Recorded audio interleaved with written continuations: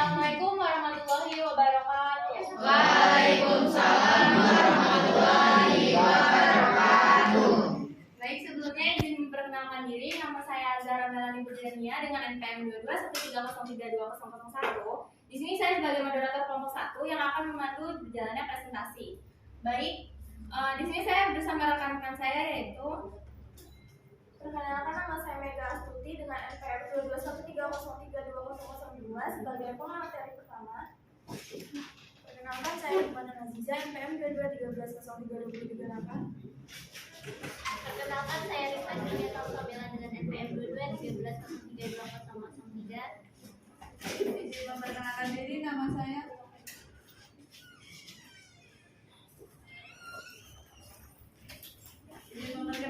nama saya Rahma Isnawati dengan NPM 2213032020 sebagai presentasi keempat. Baik, izin perkenalkan diri, nama saya Novel Dabai Rahmal dengan NPM 2213032040. Di sini saya sebagai presentator. Ada yang Izin memperkenalkan diri, nama saya Asifah Saliha dengan NPM 2213032039. Baik, kami akan mempresentasikan hasil kerja kami yaitu studi politik dan pendekatan dalam ilmu politik yang akan dijelaskan oleh rekan saya Mega.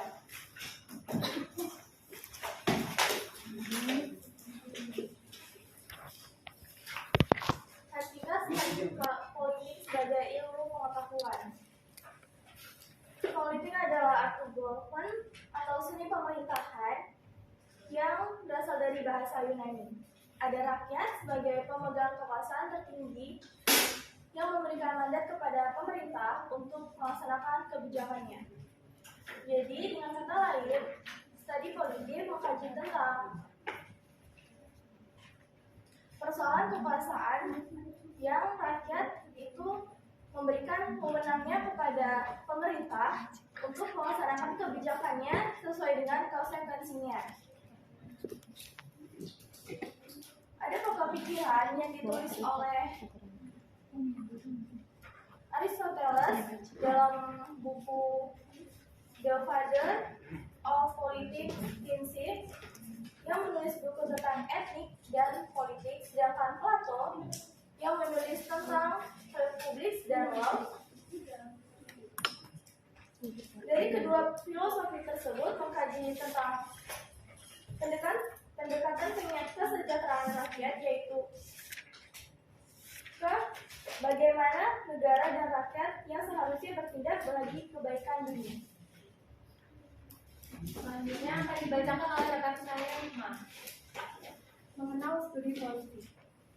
Ilmu politik merupakan sebuah kegiatan di dalam sistem politik atau negara yang menyangkut proses untuk melaksanakan tujuan sistem tersebut. Politik telah lama diakui sebagai sebuah disiplin ilmu pengetahuan sosial yang berdiri sendiri, karena politik dinilai telah memenuhi kriteria sebagai disiplin ilmu dan perlu digarisbawahi bahwa salah satu syaratnya yaitu adanya objek karena bersifat umum dan merupakan topik yang dibahas secara global tentang pokok persoalan atau subjek matter. Sedangkan objek formal lebih bersifat khusus dan spesifik karena merupakan pusat perhatian atau focus of interest suatu disiplin ilmu pengetahuan. Fokus objek kajian ilmu politik menurut ahli yang pertama menurut Roger of Southall, yaitu ilmu politik adalah kekuasaan dan pembagian pendudukan. Yang ketiga menurut Kioske Michel, yaitu ilmu politik mempelajari pengambilan keputusan kolektif. Yang keempat menurut Hungerware, yaitu ilmu politik menelaah tentang kebijakan pemerintah, proses dibentuknya ataupun akibat-akibatnya. Yang kelima menurut Roswell, yaitu ilmu politik mempelajari masalah siapa mendapat apa, kapan, dan bagaimana. Baik, selanjutnya akan dibacakan oleh rekan saya Rifka. Objek kajian studi politik. Objek adalah sesuatu yang menjadi pokok pembicaraan. Objek merupakan apa yang akan diamati, diteliti, dipelajari, dan dibahas.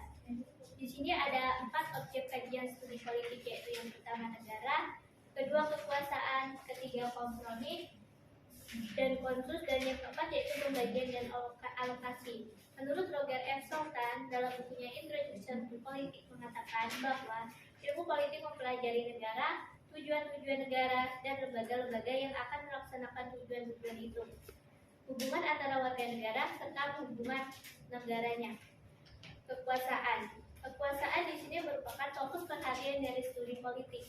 Seorang sarjana ilmu politik tertuju pada perjuangan untuk mencapai kekuasaan, mempertahankan kekuasaan, melaksanakan kekuasaan, atau pengaruh atas orang lain, atau menentang pelaksanaan kekuasaan itu sendiri.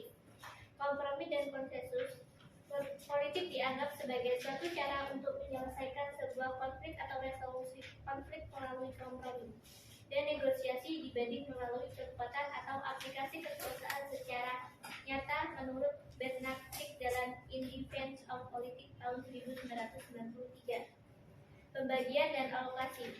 Pembagian atau distribution dan alokasi dimaksud di sini adalah sebagai pembagian dan penjatahan nilai-nilai value dalam masyarakat. Selanjutnya akan disampaikan oleh rekan saya, Ahmad. Materi berikutnya yaitu pendekatan tradisional. Jika kita mendengar kata tradisional, mungkin yang ada di pikiran yaitu cara berpikir dan bertindak yang masih memegang teguh pada norma dan adat kebiasaan terdahulu. Sama halnya dengan pendekatan tradisional ini. Pendekatan ini lebih banyak menggunakan ulasan sejarah pada masa lampau dan bersifat normatif dengan mengasumsikan norma demokratik dari Barat. Pendekatan ini meliputi beberapa metode analisa politik yang mulai populer di kalangan ahli di Amerika Serikat pada sekitar abad ke-19. Peneliti pendekatan ini juga tidak meneliti apakah lembaga kenegaraan memang terbentuk dan berfungsi seperti yang diuraikan dalam naskah-naskah resmi kenegaraan. Bahasannya pun mengenai sifat dari undang-undang dasar, masalah kedaulatan, kedudukan, dan kekuasaan formal, serta yuridis dari lembaga-lembaga kenegaraan. Lembaga-lembaga kenegaraan ini seperti parlemen, badan eksekutif, badan yudikatif. Dengan demikian, pendekatan ini mencakup unsur legal maupun internasional. Seiring dengan berjalannya waktu, para ahli politik yang tidak puas atau tidak setuju dengan pendekatan ini melakukan pendobrakan terhadap pendekatan dan akhirnya timbul pendekatan baru. Selanjutnya akan disampaikan oleh rekan saya, Nopal. Baik, di sini saya akan menjelaskan mengenai hakikat perilaku. Manusia dalam pandangan para behavioris merupakan seorang makhluk yang pasif dan mekanistis. Jadi sebagai sesuatu yang dapat dibentuk dan diprogram sesuai dengan keinginan lingkungan yang membentuknya. Kemudian manusia sebagai pribadi terbagi menjadi dua. Yang pertama pribadi yang sehat, dan yang kedua adalah pribadi yang bermasalah. Di sini pribadi yang sehat dicirikan dengan ia dapat merespons stimulus yang ada secara cepat. Dan yang kedua tidak kurang dan tidak berlebihan dalam bertingkah laku. Yang ketiga mempunyai derajat kepuasan yang tinggi. Yang keempat dapat mengambil keputusan yang tepat.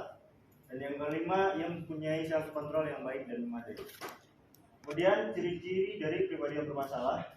Yang pertama, tingkah laku yang tidak sesuai dengan tuntutan lingkungan di mana tempat dia berada. Dan yang kedua, tingkah laku yang salah dari lingkungan yang salah yang menurut standar nilai. Sekian penjelasan. Baik, selanjutnya akan dijelaskan oleh rekan saya, Asiham. Baik, materi selanjutnya, pendidikan pasca perilaku. Pendekatan pasca perilaku, the post behavioral approach. Pendekatan ini dapat dikarakterisasikan sebagai post behavioral. Pendekatan ini, bahaya yang muncul dari penekanan post ini adalah bahwa setiap individu yang diberikan dapat disesuaikan sejauh pengaruh ia dapat mengubah struktur sosial dan ekonomi. Orientasi terkait dengan administrasi publik adalah masalah baru dengan hasil kebijakan pemerintah. Sekian. Baik.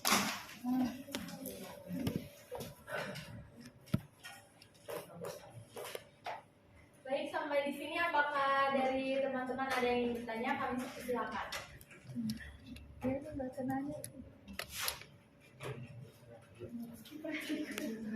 Perkenalkan diri, saya Fatimah Wita dengan NPM 221303204. Saya ingin bertanya mengenai kaitan ilmu politik. Apakah akan selalu dikaitkan dengan negara dan pemerintah? Mengenai kaitan ilmu politik, apakah akan selalu dikaitkan dengan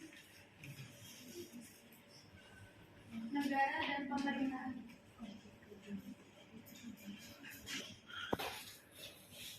Sebelumnya izin memperkenalkan diri, saya Novia Imani Putri dengan NPM 221303206. Saya ingin bertanya, bagaimana bisa kekuasaan menjadi pusat fokus dalam objek ilmu politik? Terima kasih. Bagaimana bisa kekuasaan menjadi pusat fokus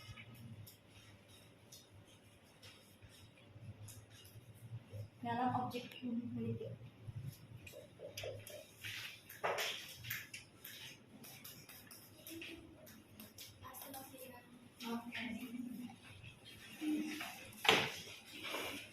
Sebelumnya izin memperkenalkan diri, nama saya Adi Pranaya Saputra dari 2213-03-2016. Di sini saya ingin bertanya, apa sih yang menjadi pembeda antara ilmu politik dan ilmu negara? Terima kasih Adi.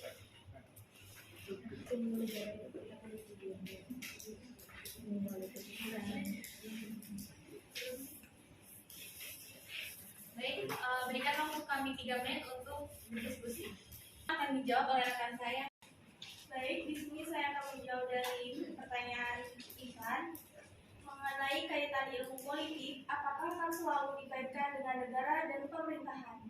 Jawabannya, ilmu politik tidak selalu berkaitan dengan negara dan pemerintahan.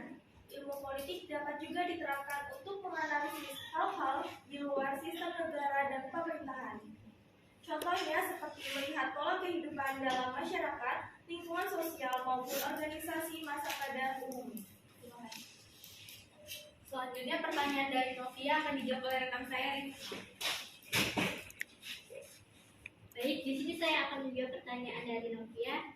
Bagaimana bisa kekuasaan menjadi pusat fokus dalam objek ilmu politik? Kekuasaan menjadi fokus perhatian utama dalam studi ilmu politik. Dikatakan demikian karena kekuasaan dan politik adalah satu kesatuan yang tidak dapat dipisahkan, di mana politik adalah salah satu bentuk untuk memperoleh kekuasaan, how to get the power. Ketika kita membicarakan politik, maka sebenarnya kita membicarakan sebuah strategi bagaimana kita bisa meraih kekuasaan.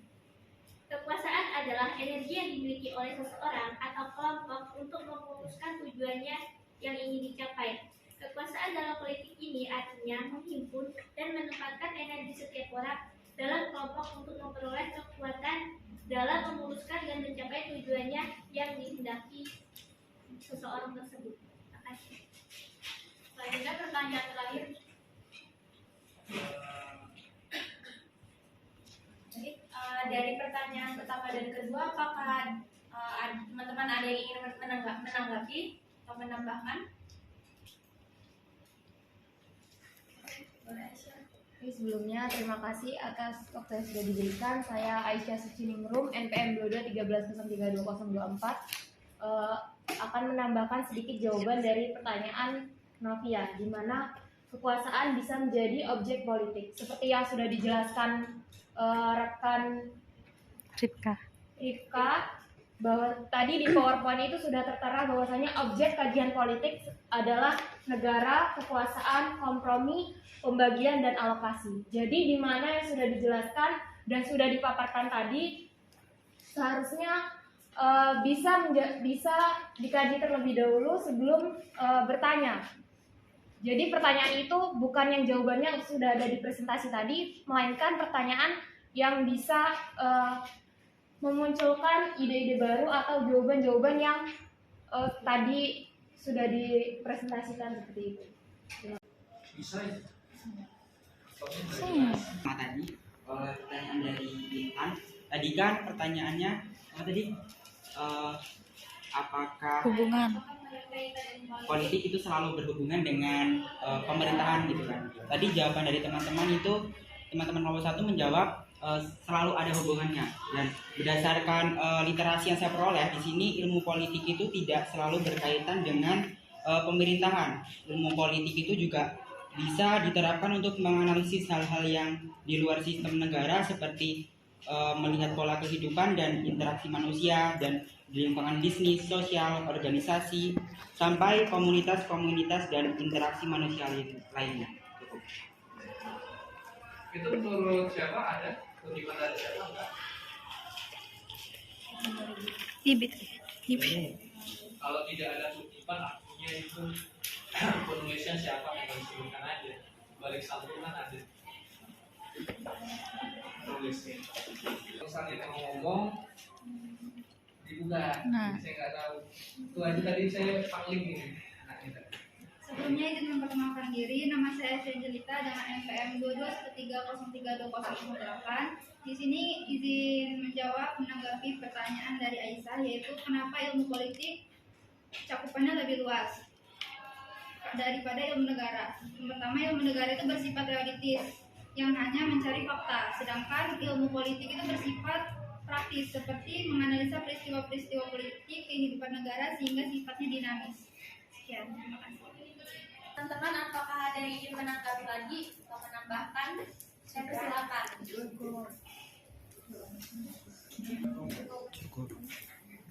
Silakan disimpulkan dulu.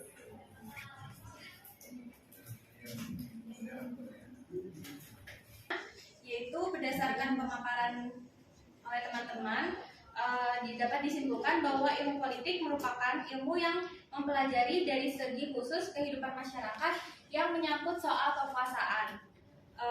Objek kajian ilmu politik menurut pemahaman kami adalah batasan-batasannya dengan ilmu-ilmu sosial lainnya, mulai dari sosiologi, antropologi, sejarah, geografi, ekonomi, dan psikologi. Kajian ilmu politik dapat menggunakan dua pendekatan, yaitu pendekatan kualitatif dan kuantitatif. Setelah itu metode penelitian. Manfaat ilmu politik menjadikan kita supaya kritis terhadap suatu permasalahan. Pendekatan-pendekatan dalam ilmu politik menjadi 3, yaitu pendekatan tradisional, pendekatan perilaku, dan pendekatan pasca perilaku. Pendekatan tradisional tidak menghiraukan organisasi informal. Bahasan ini bersifat statis dan deskriptif dalam bahasa analitis dan banyak memakai ulasan sejarah dan proses pembahasan fakta kurang dibedakan dengan norma. Pendekatan tradisional lebih sering bersifat normatif dan mengasumsikan norma-norma demokrasi barat. Kelemahannya yaitu bahasanya lebih deskriptif daripada analitis, lebih banyak menggunakan ulasan sejarah seperti menelusuri perkembangan parlementer. Selanjutnya pendekatan perilaku, yaitu perhatian utama mengidentifikasi perilaku kepemimpinan yang efektif. Pendekatan ini muncul setelah pendekatan berdasarkan ciri ini menekan pada sifat seperti kepribadian, motivasi nilai, dan keterampilan mengalami kegagalan. Umumnya behaviorisme ini adalah teori belajar yang menumpukan kajian tentang tingkah laku yang nyata boleh diperhatikan dan diukur. Tujuan terapi behaviorisme ini membantu klien memperoleh perilaku baru, mengeliminasi perilaku dan maladaptif, dan memperkuat serta mempertahankan perilaku adaptif. Terakhir yaitu pendekatan pasca perilaku, yaitu sebuah pendekatan yang masih menumpuk sejumlah perdebatan. Ia menjadi sebuah pendekatan yang komplit karena muncul adanya ketidaksesuaian antara teori yang dihasilkan dengan kebutuhan masyarakat serta menjadi salah satu faktor utama yang menjadi kritikan atau relevansi. Pendekatan ini muncul karena adanya fokus yang berlebihan dari ilmuwan. Pendekatan pasca perilaku ini menjadi sebuah pendekatan yang memiliki kelemahan metodologis dan akhirnya tidak berhasil merumuskan teori-teori politik yang baku, masih menuai perdebatan. Hal ini merupakan sebuah konsekuensi dari proses kesempurnaan pendekatan sebelumnya. Baik, kami tutup. Sekian presentasi dari kami. Kurang lebihnya kami mohon maaf. Terima kasih. Wassalamualaikum warahmatullahi wabarakatuh. Waalaikumsalam.